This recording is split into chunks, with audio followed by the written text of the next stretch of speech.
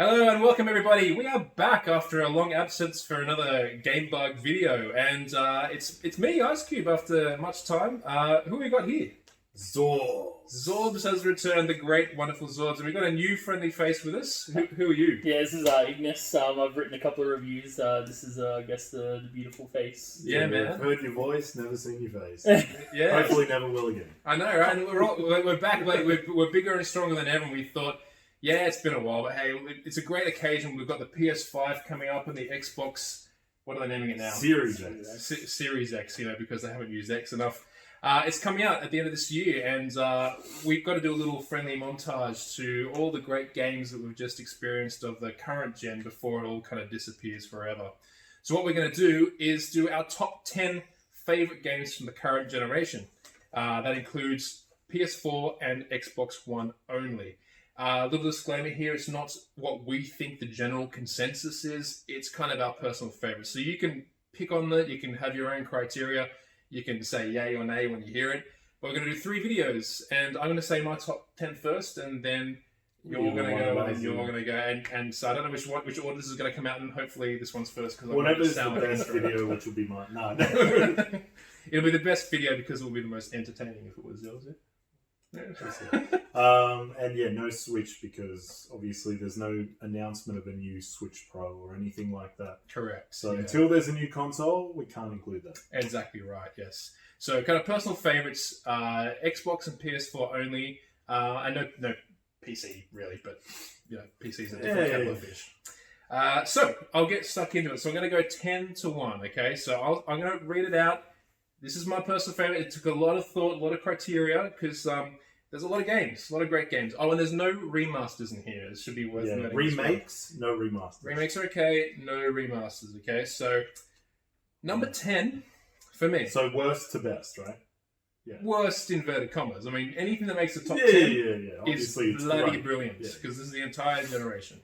So for my number 10 is going to be A Plague Tale: Innocence. Ooh, I was going to put that on my honourable mentions. Yeah. So, okay. Yeah, so a great third-person game, which is they don't use action so much. You have to use a bit more stealth, but it's just got an atmosphere that I'm not seeing really in kind of any other game. It's really quite unique, and a small developer doing something incredibly beautiful. Some of those settings were just amazing. Yeah, for sure, absolutely. You in agreement?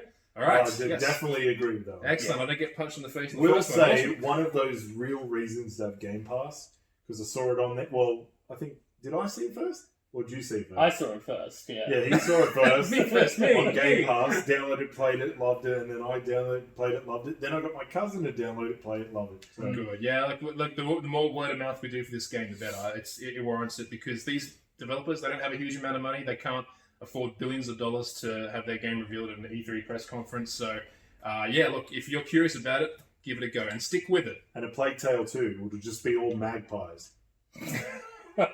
Crows, you mean? No, magpies. Set in Australia. Oh, okay. All right, so good start. Number 9. Very tough one, but number 9, I thought I would go with Shadow of the Tomb Raider. Okay, yeah. I think the first Tomb Raider reboot might have been probably the best one of the 3. But it was last gen. It was last gen. Yeah. But Shadow was pretty good. Like, they fixed Lara's appearance because they mucked that up in Rise of the Tomb Raider. They actually go, okay, here she is. It's consistent. We have a consistent look. So that helps there. And I love the grittiness of it. Like, she's always like kind of down in the mud and like doing the full stealth thing. But it's funny how like she's in the mud and stealthy, but then it's like so colourful and beautiful. Yes, like here's a nice green forest and you're covered in shit. She should have been painted in rainbow colours to blend into that or something. I don't know. But look, fantastic graphics, fantastic mood. I liked the area she travelled in. It was a bit more open, you could explore a bit more, and there were some more enclosed areas, lots to explore, and it had just a great kind of atmosphere to it. What did you think about it? I mean, I think that the Tomb Raider reboots in general can be very comparable to the Uncharted series. I've heard a lot of people say that it's basically just Uncharted, but with female Nathan Drake. I love the grittiness of it, as you said. Every single game is just Lara having the worst possible day she could ever have. But it's like they look great, they play great. I was actually really surprised. I 100% agree. If we could include the old Tomb Raider, I think that would probably be one of the greats, period. Yeah. So. All right, well, fairly decent start by the sound of it. And so for number 8, I have gone for... Now, this is a bit of a cross scenario here where it's like, can we do 2 games the same franchise? We were asking each other before, and I said, yeah, kind of. I know what you're going to pick. I think he knows what I'm going to pick. All right, so Resident Evil 2 Remake and Resident Evil 3 Remake. Yeah. I love them both. I think they're both fantastic. Absolutely love them. I didn't like. I mean, like 7 was kind of okay, but I'm just not a first-person guy. It was also the horror style was far too Western style. I like the more Japanese traditional Resident Evil style. But I just thought if you're going to remake a game from back in the PS1 era, I think they pretty much nailed it. I love the camera angle where it's at. I love the character redesigns. I love how they captured the mood and the atmosphere, and while staying authentic to the old style and bringing in the new style. I thought they nailed it in both occasions. I hear some gripes about the third one. Didn't mind the stuff. I'm not going to say about. anything until my list. All right, so I'm a massive fan, and I think if by the time they get to the 4th remake, that's just going to be insane because I think the 4th game is probably the best Resident Evil of all time, in my opinion. Don't skip Code Veronica. Right? Don't skip it. It's a good game. Yeah, well, you know what? I'm happy for them to do that as well. I didn't have much experience with Code Veronica, but I don't think Resident Evil's really gone that far wrong in their timeline. How about you? That's what you reckon about the remakes there? I think 2 was a very pleasant surprise after Resident Evil 5, which I actually didn't mind. I like 5. I like 5. And 6, which was a lot more... 6, not so much, but 5 I like. But I think having Resident Evil Remake after that was just... it was incredible. I got a very Resident Evil 4 feel from it, which was exactly what I was looking for. So you like 4 as like I do? You like number 4 as well? I think actually my favourite might be 5, believe it or not. I'm not going to argue with that. I do love 5. I think 4 is better, but I do like 5. Yeah, but no, 4 is absolutely unequivocally, I think, one of the greatest games of all time. And I think 2 is... My only gripe with 2 was Tyrant. Yeah, Mr. X? Yeah, Mr. X was doing my head in. I agree. Like, a lot of people had issues with this. I won't harp on this too long, but I do know a lot of people that just got put off the game by that. Let me reassure you that once you kind of get a little bit used to him, he's not so bad anymore. So it's just more of an annoyance. He's an annoyance, but the reason why they did it is to keep the pacing of the game up in parts where it was a bit dry, trying to run between rooms and solving puzzles. So, but if you learn his pattern, you realize he's not so bad. So split second decision, 2 or 3 to edge out.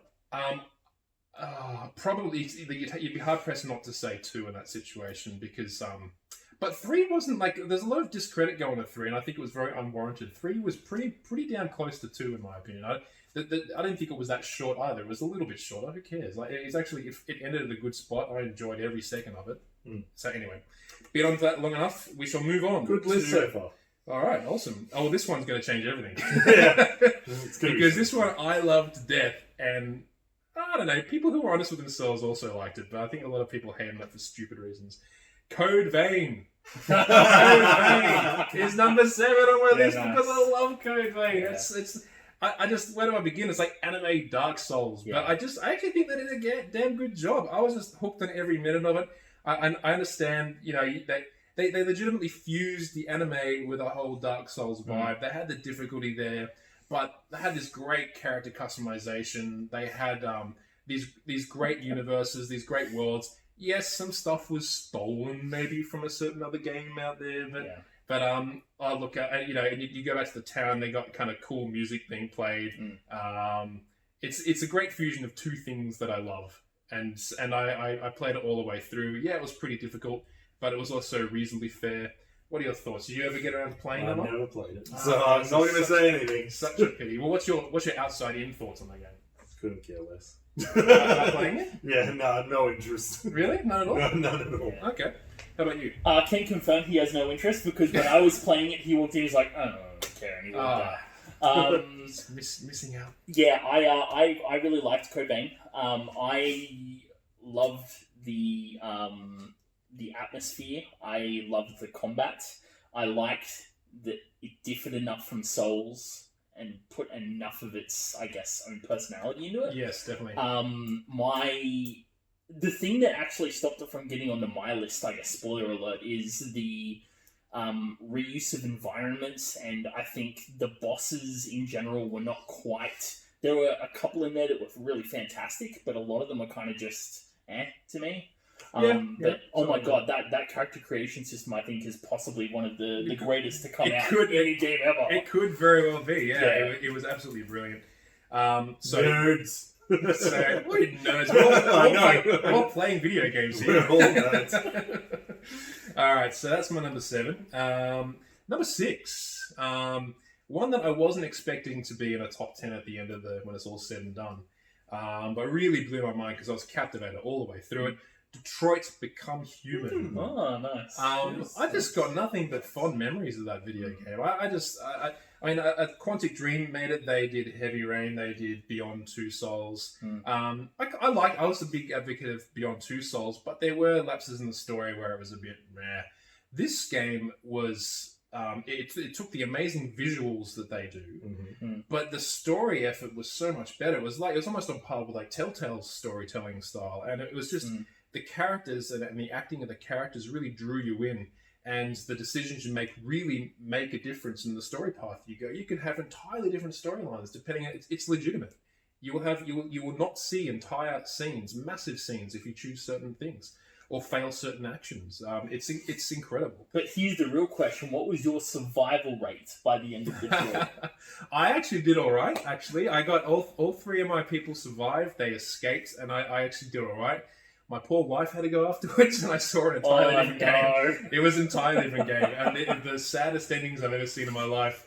I felt very sorry for her. I had one person survive. Oh, did you? Yeah. Now, we're hearing from everybody else. I think I got pretty lucky there, so... but man, it was even the quiet, boring scenes were intense. Like when you're trying to hide an android and there's an investigator comes in looking around every corner in case you're hiding someone. Anyway, great game. Yep, Number 5. So in the top 5 now, people. Might be slightly controversial, but man, I finished this game a long time ago from start to finish, and I just keep thinking I want to go back and play that game sometime. Ghost Recon Wildlands. Alright, so this is odd choice. Well, I'm not a huge military shooter guy. I love the Call of Duties around Modern Warfare era. Then it all got super repetitive, and I couldn't deal with it anymore. But the one style of game I was still into were the Ghost Recon ones, if they do it properly. And man, did they do this one properly? Again, good character customization, so you can customize your character before, unlike The Division, which has rubbish customization. You go in, you've got an open world, you can go anywhere you want, do whatever you want, you've got activities to do. Yeah, some of the missions would get a bit repetitive after a while, but I just love clearing out areas. I love finishing areas, I love disabling units, I love doing, just owning a map. And the mixture of the whole kind of Ghost Recon thing with the open world nature, with cool characters, plus you can command your squads to tactically come in and do whatever you want, depending on the horizon that you're going in. Fly helicopters, man, it was just so much fun. Do you guys have any thoughts on this one? Yeah, I couldn't care less. Well, I had no interest in that. Okay, well, again, how about the outside-in view? Let's put it in perspective with other military shooters that you've seen. You don't really play them, right? I would rather Splinter Cell. Well, there is no Splinter Cell. I know. That's what I'm saying. I would rather that. Okay. But for the ones that have been made... I'd still rather Call of Duty's not multiplayer, but campaign. Okay, yeah. So something a bit simpler. Yeah, I like structure with first-person shooters. I don't want an open world. Okay, all right, fair enough. That's why I don't know if structure's the right word. Because there's lots more structure in it, but you like the more enclosed, direct... Yeah, like a very direct, level-based almost. Okay, but what if... Is it not too repetitive and just the same old crap over and over again, and just too simple? Like, you just run and shoot, nothing much more to it than that? Yeah, that's why I feel like Ghost Recon having an open world would get too repetitive for me. No, that's not what that game is. Anyway. Sure? No. I'm saying Call of Duty games are just first person run and pull a trigger. Yeah, right. This has got so much more. This has got so much more depth to it. This has got the same scenery. It's just more vast. Anyway, Yeah, that's my open counter worlds argument. don't do it for me yet, except for select few. I gotcha. Okay, how about you? I wish they had kept with the old, I guess, the old template that they used to use with previous Ghost Recon games.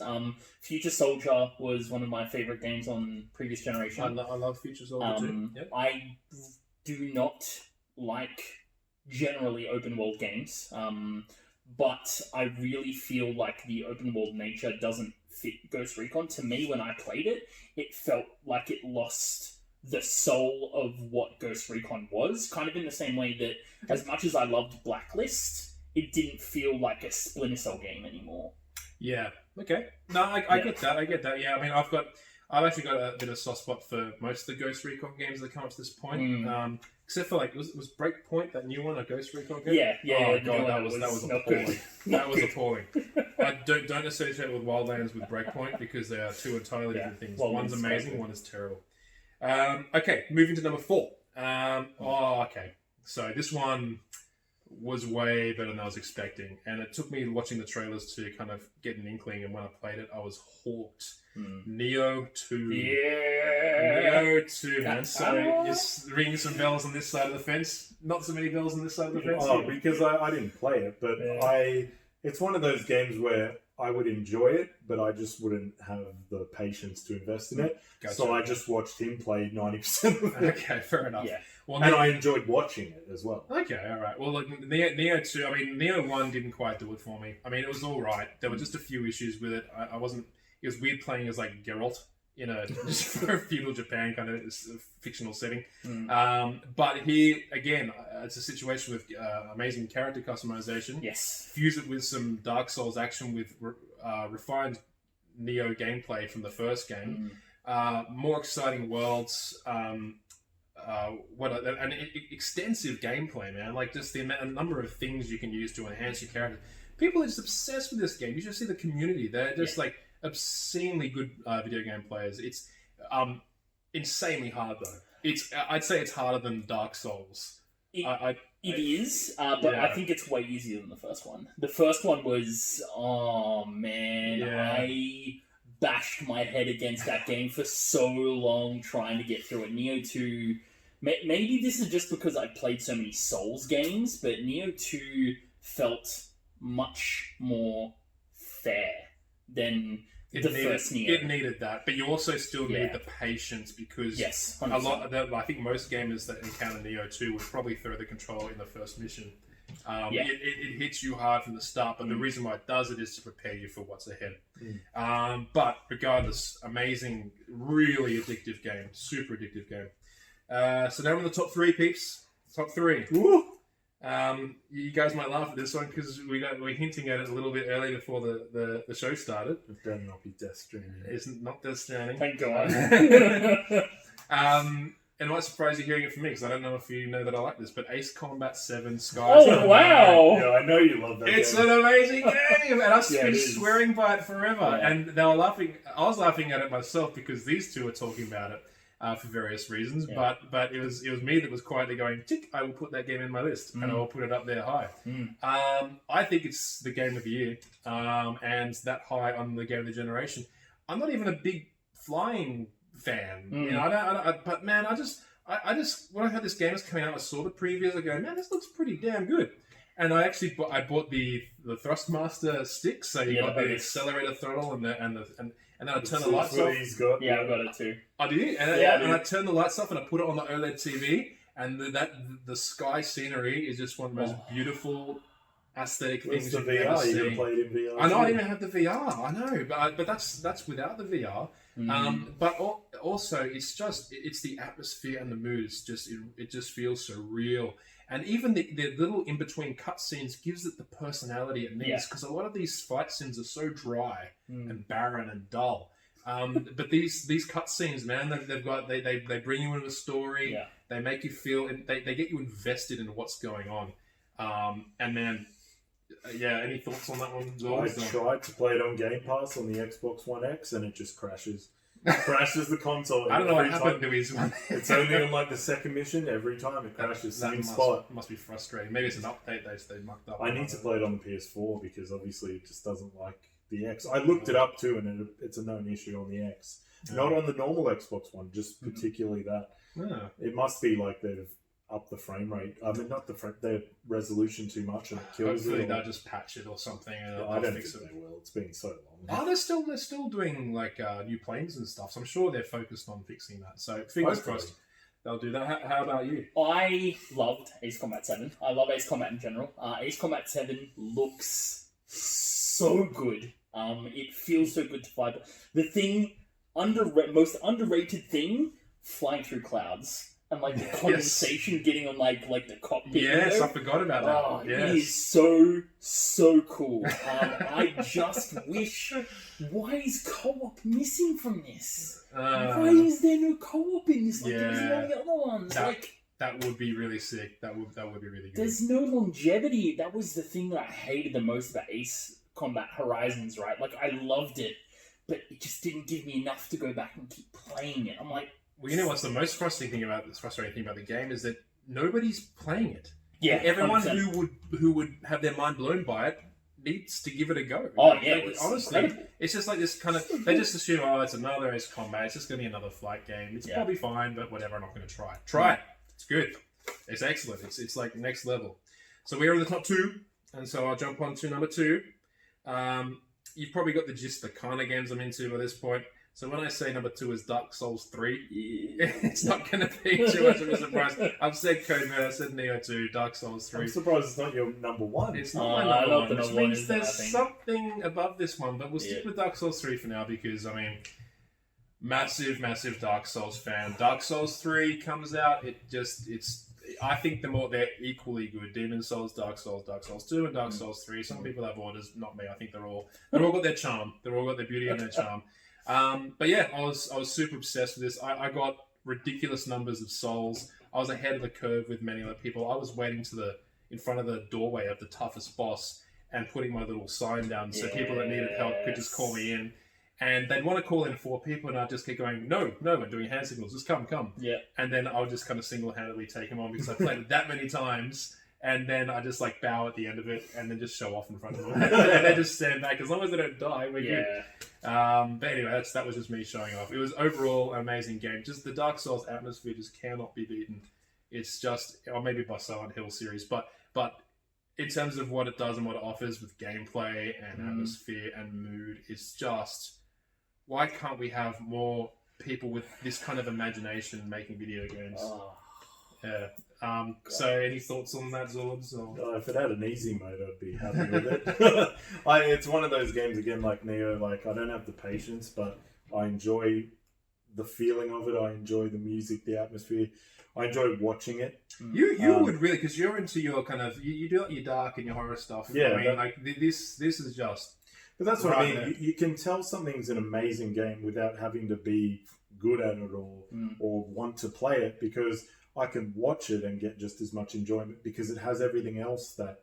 And when I do play it, the mechanics are tight and it feels good. Yeah. It's just I just don't obviously invest in too much time to get to be good at it. But like it ticks all boxes. Awesome, yeah. Well, you'll note that because we've got number 1 now, you'll note that I chose Dark Souls 3, did not choose Sekiro, and did not choose Bloodborne. Yeah.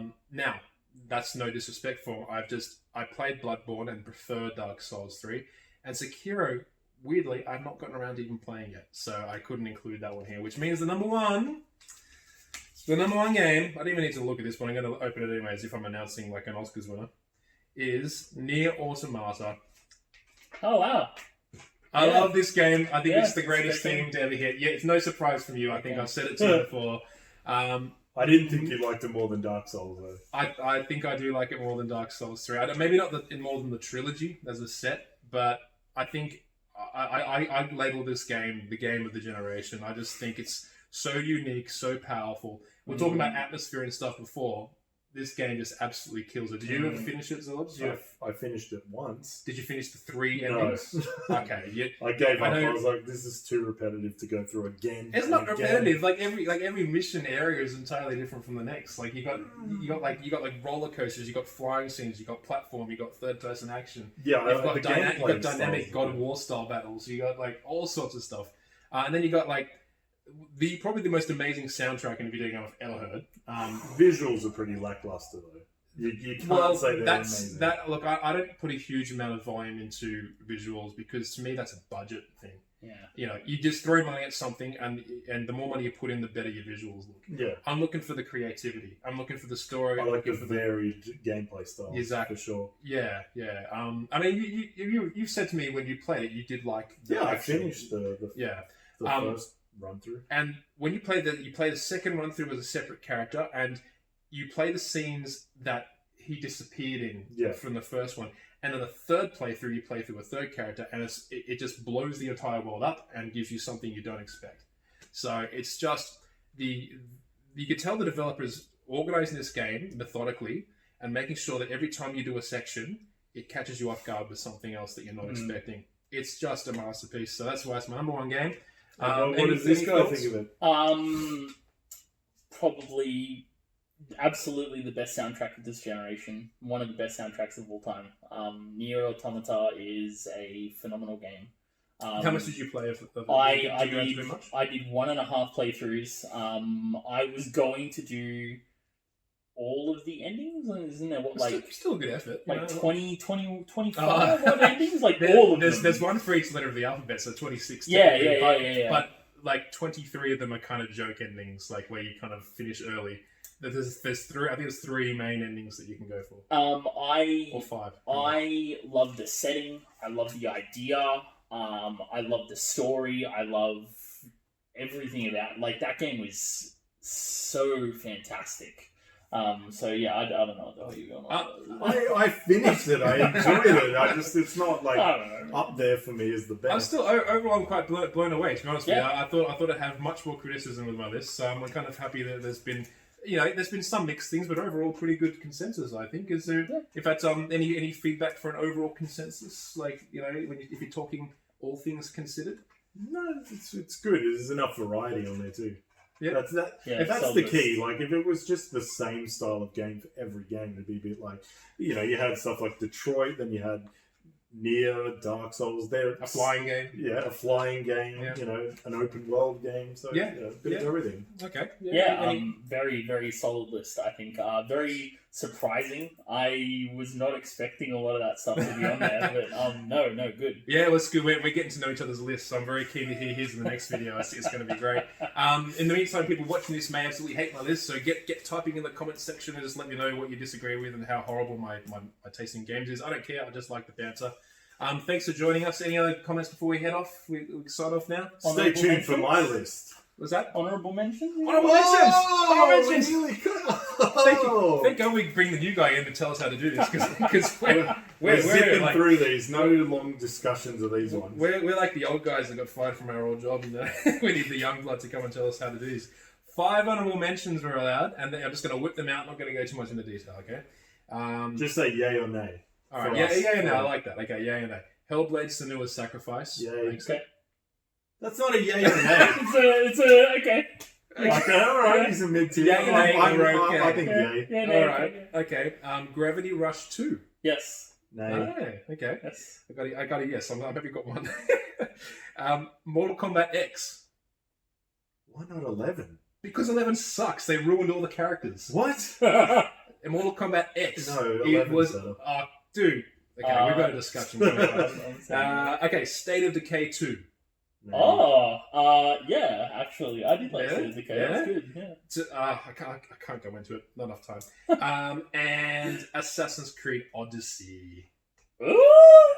Wait, which one's that? Is that that's the Greek one? Yeah, it's a Greek one. Yeah. I haven't actually played that yet. It's kind of on par with Assassin's Creed 4 Black Flag for me. Okay. But they're both made by Abstergo, and I think they're the only ones that make decent Assassin's Creed games. I mean, yay, but very surprising. Yeah, it is a bit compared to everything else I got. Well, it's not on the top 10. But want to add a bit of variety, eh? Thank you very much. Hey. Thank you very much for joining us, guys. We've got 2 more videos, so make sure you check them both out. This is Gamebug, whatever the name of the segment is called, and we will see you next time. Bye. Bye.